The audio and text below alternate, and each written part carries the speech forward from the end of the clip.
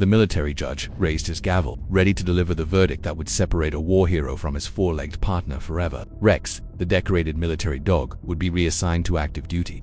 But as Sergeant Williams made one final, the desperate plea to keep his companion, something unexpected happened that would change everything. The sterile fluorescent lights of Courtroom cast harsh shadows across the polished wooden floors of Fort Bragg's military justice facility. The air hung heavy with tension, thick enough to cut with a knife, as dozens of uniformed personnel filled every available seat. This wasn't just any hearing, it was the case that had divided the entire base between those who believed in military protocol and those who understood the unbreakable bonds forged in combat.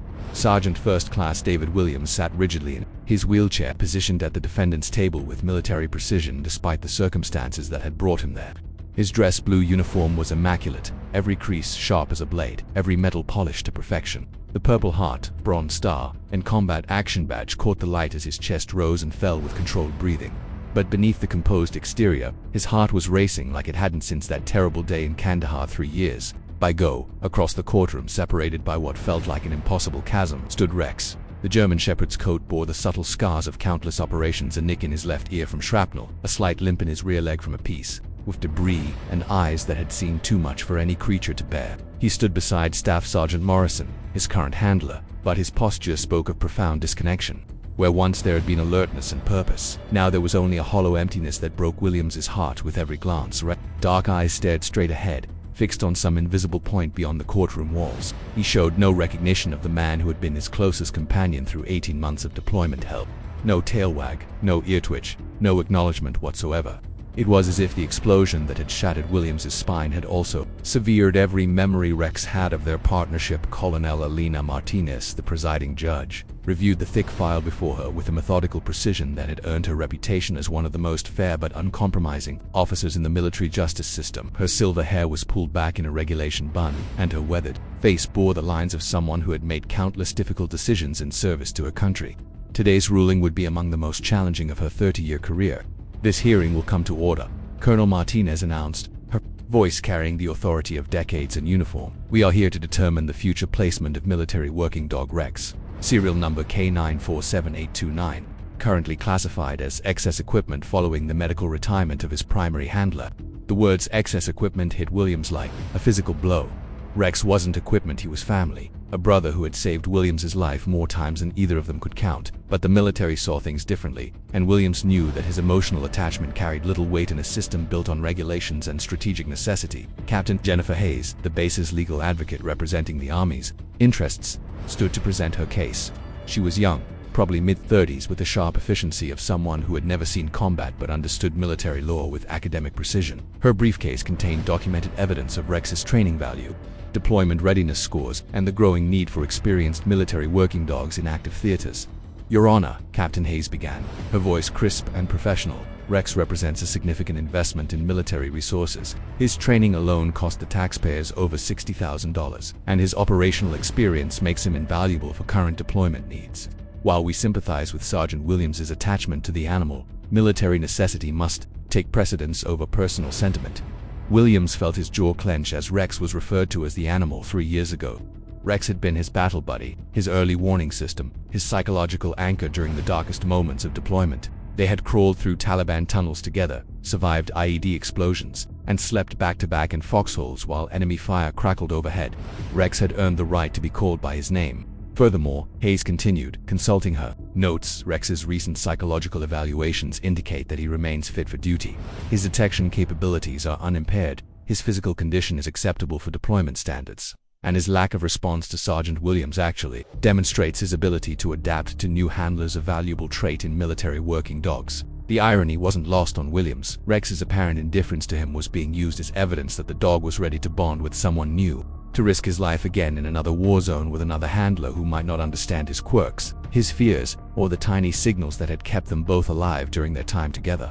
Defense counsel Major Robert Chen had volunteered to represent Williams pro bono after hearing about the case. A former combat engineer who had worked with military dogs in Iraq, Chen understood the unique bond between handlers and their partners. He was older than Hayes, probably pushing 50, with graying temples and the measured movements of someone who had learned patience the hard way. "Your Honor," Major Chen said as he rose to address the court, "while the prosecution focuses on Rex's monetary value to the military, we must consider his actual needs as a living creature who has served with distinction. Rex has completed 3 full deployments, participated in over 200 combat operations, and suffered both physical and psychological trauma in service to his country. Like any veteran, he has earned the right to retirement and care. Chen gestured toward Williams, his voice gaining intensity. Sergeant Williams isn't asking the military to give him a piece of equipment. He's asking to care for a fellow veteran who sacrificed just as much as any human soldier. Rex's apparent disorientation isn't evidence of adaptability, it's evidence of trauma that requires specialized care and familiar surroundings. Williams appreciated Chen's advocacy, but he could see the skepticism in Colonel Martinez's eyes. The military justice system operated on precedent and regulation, not emotional appeals. If Rex was declared fit for duty, personal attachments wouldn't override operational needs. Thousands of soldiers had been separated from their military working dog partners over the years, and the system had survived just fine. Colonel Martinez called for a brief recess, and Williams found himself alone with his thoughts and the painful, a sight of Rex standing motionless across the room. During their deployment, Rex had never been still like this. He had been constantly alert, ears swiveling to catch every sound, nose testing every breeze for threat indicators. He had been alive, in a way that went beyond mere biological function. He had been engaged. Purposeful, protective. Now Rex looked like a shadow of himself. His coat, while clean and well maintained by Morrison, lacked the gleam of a dog who felt secure and loved. His posture spoke of resignation rather than readiness. Most troubling of all, his eyes held none of the intelligence and warmth that Williams remembered so vividly from their time together. When the hearing resumed, Williams was given the opportunity to make his statement. He had rehearsed his words dozens of times, but as he wheeled himself to the center of the courtroom, his prepared speech evaporated. Instead, he found himself speaking from the heart, his voice carrying the weight of shared experiences that no regulation could quantify. Your Honor, I want to tell you about a night in October 2021. Our convoy was moving through a valley outside Kandahar when Rex started acting strange. He was pulling toward the left side of the road, whining in a way I'd never heard before. My commanding officer wanted to ignore it. We were already behind schedule, and there was pressure to reach our checkpoint before nightfall. Williams paused, his eyes finding Rex across the courtroom. For just a moment, he thought he saw the dog's ear twitch in recognition, but Rex's expression remained blank. I insisted we investigate because I trusted Rex more than any piece of electronic equipment the Army ever gave us. We found an IED buried exactly where Rex had been, indicating a bomb sophisticated enough to take out our entire convoy. Rex saved 37 lives that night, including mine. The courtroom was silent except for the gentle hum of the ventilation system. Williams continued, his voice growing stronger with each word. But that's not the story I really want to tell you. The story I want to tell you happened 3 months later, after the explosion that put me in this wheelchair. When I woke up in the field hospital, I couldn't feel my legs, couldn't move anything below my waist. The doctors were talking about permanent paralysis, about medical discharge, about rebuilding my life from scratch. Williams's voice caught slightly, but he pushed forward. I wanted to give up. I was ready to give up. But they brought Rex to see me, and even though he was injured, 2 shrapnel in his leg, smoke inhalation damage to his lungs, he climbed right up onto my hospital bed and put his head on my chest. He stayed there for 6 hours, just breathing with me, reminding me that I wasn't alone. Tears were visible in Williams's eyes now, but his voice remained steady. Rex taught me that courage isn't about not being afraid. It's about being afraid and choosing to keep going anyway. He kept going for me when I couldn't keep going for myself. Now he needs me to keep going for him. Colonel Martinez leaned forward slightly, her expression unreadable. Sergeant Williams, your devotion to Rex is clearly genuine, and your service record speaks to your character. But can you honestly say that retirement is what's best for Rex? He's only 7 years old, still in his prime working years. Wouldn't he be happier doing what he was trained to do? Williams looked across the courtroom at Rex, who remained motionless beside Morrison. The question cut to the heart of his deepest fears. Was he being selfish? Was he projecting his own need for companionship onto a dog who might be better served by returning to active duty? Your Honor, I can't claim to know exactly what Rex wants, but I know what I see when I look at him now, and it's not the same dog who saved my life. Rex was never just a detection dog, he was a protector, a guardian who chose to risk everything for his human partners. That choice came from trust, from the bond we built together over months of shared danger and mutual dependence. Williams gestured toward Rex again, his voice growing more passionate. Look at him now. Where's the alertness? Where's the engagement? Rex isn't ready for retirement because he's old or injured. He needs retirement because he's lost. He's lost the connection that made him effective in the first place. No amount of training can recreate what we had, and no new handler can instantly build the trust that kept us both alive. Captain Hayes objected, citing regulation after regulation about the proper deployment of military assets, but Williams pressed on, not asking the Army to give me special treatment. I'm asking for the chance to give Rex what he gave me, a reason to keep fighting, a purpose beyond mere survival. If the army wants to get maximum value from its investment in Rex, then let him do what he's always done best, protect someone who needs him. The emotional weight of Williams's words hung in the air as Colonel Martinez considered her options. The regulations were clear, but military justice also allowed for exceptional circumstances. Rex's service record was exemplary, Williams's character was beyond reproach, and the bond between them had been forged in combat, the most demanding crucible the military could provide. Before I render my decision, Colonel Martinez said slowly, "I'd like to see this bond you've described, Sergeant Williams. You have permission to approach Rex. Let's see if the connection you've spoken about still exists." Williams felt his heart stop. This was the moment he had both hoped for and dreaded. If Rex truly no longer remembered him, if their bond had been irreparably severed by trauma and separation, then his case would collapse. But if any trace of their partnership remained, perhaps he could reach the dog who had once been willing to die for him. Williams wheeled his chair slowly across the courtroom, every eye following his movement. Rex remained still, showing no reaction to his approach. Williams positioned himself directly in front of the German Shepherd and spoke softly, his voice carrying the same tone he had used during their quietest moments in Afghanistan. "Hey there, Rex. It's me, buddy. I know it's been a long time, and I know things are different now, but I want you to know that I never stopped thinking about you, not for a single day." Rex's ears twitched slightly, the first sign of recognition since the hearing had begun. Williams felt a surge of hope but forced himself to remain calm. He reached into his pocket and pulled out a small piece of fabric, worn and faded but still carrying the scent of their shared experiences. "Remember this, boy. It's from your old tactical vest, the one you wore during our last mission together. You were so proud of that vest, the way it made you look like a real soldier." Rex's nose began to work, catching the familiar scent. His posture shifted almost imperceptibly, and for the first time in the hearing, he looked directly at Williams. Their eyes met, and Williams saw a flicker of something: recognition, perhaps, or simply curiosity. "That's it, Rex, you do remember, don't you?" But Rex's reaction suddenly intensified beyond simple recognition. The dog began to pace in a tight circle, his nose working frantically as he sniffed the air around Williams. His behavior became increasingly agitated, not with aggression, but with a purposeful energy Williams remembered from their deployment days. Rex suddenly stopped pacing and sat perfectly still, his gaze locked on Williams's wheelchair. Then, he did something that shocked everyone in the courtroom.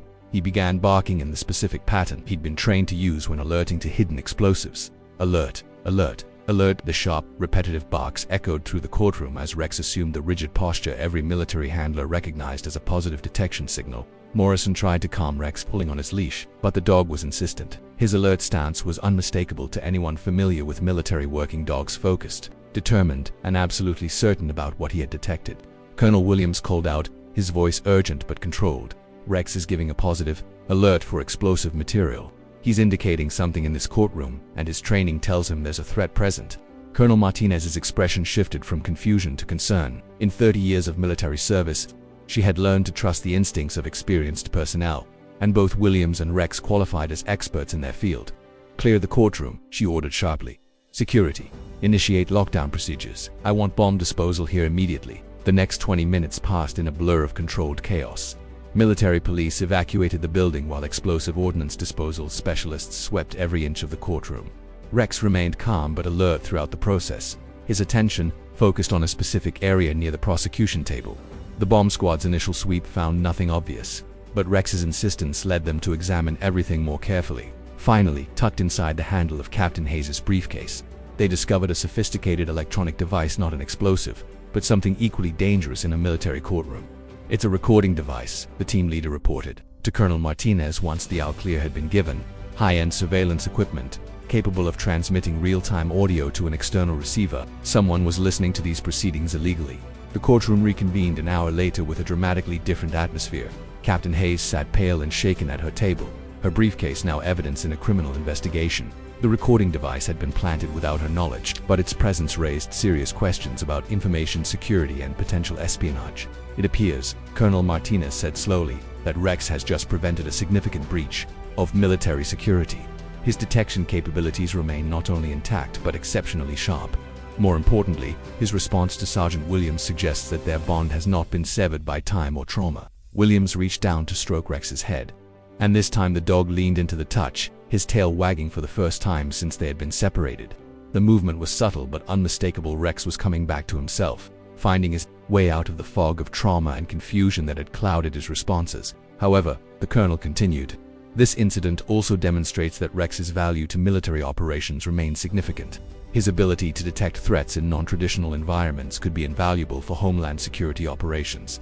Williams felt his heart sink, even after proving their continued bond. Even after Rex had potentially saved everyone in the courtroom, military necessity might still separate them, but Colonel Martinez wasn't finished. Sergeant Williams, given Rex's demonstrated loyalty and effectiveness, and considering your own distinguished service record and obvious capability as a handler, the court is prepared to offer an alternative to traditional retirement. Williams held his breath as the judge continued. Rex will be retired from active deployment status but retained as a military working dog assigned to base security operations here at Fort Bragg. You will be offered a civilian position with the base security team, allowing you to continue working with Rex in a capacity that serves both military needs and his welfare. The solution was elegant in its simplicity. Rex would remain officially military property, eligible for full veterinary care and benefits, but he would work alongside Williams in a stateside role that utilized their partnership without requiring overseas deployment.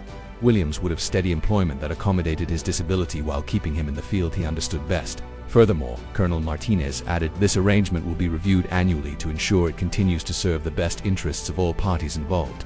Rex has earned the right to work with a handler who understands him, and Sergeant Williams has demonstrated that their partnership remains operationally valuable. The courtroom erupted in applause as Williams hugged Rex tightly. The dog that had seemed lost and distant just hours before was now fully present, nuzzling against his partner's face as if trying to make up for lost time. His tail wagged continuously, and his eyes held the alertness and intelligence Williams remembered so well. Some bonds, Williams whispered to Rex as the crowd celebrated around them, are stronger than trauma, stronger than bureaucracy, and stronger than any regulation. Welcome back, boy, Rex responded with a gentle bark, not an alert this time, but a sound of pure joy and recognition. After 3 long years of separation and confusion, 2 veterans had finally found their way back to each other as they left the courtroom together, Rex walking proudly beside Williams's wheelchair. It was clear that their partnership had evolved beyond the battlefield. They had both survived war, injury, and a military system that had tried to separate them. Now, they would face whatever came next as they always had together, alert and ready to protect each other. The legal battle was over, but their real victory was something much more precious. The unbreakable bond between a soldier and his faithful companion, proven once again to be stronger than any force that tried to tear them apart. Rex had come home not just to Williams, but to himself, and in doing so, he had reminded everyone present that loyalty isn't just about following orders, it's about choosing to stand by someone no matter what obstacles stand in the way.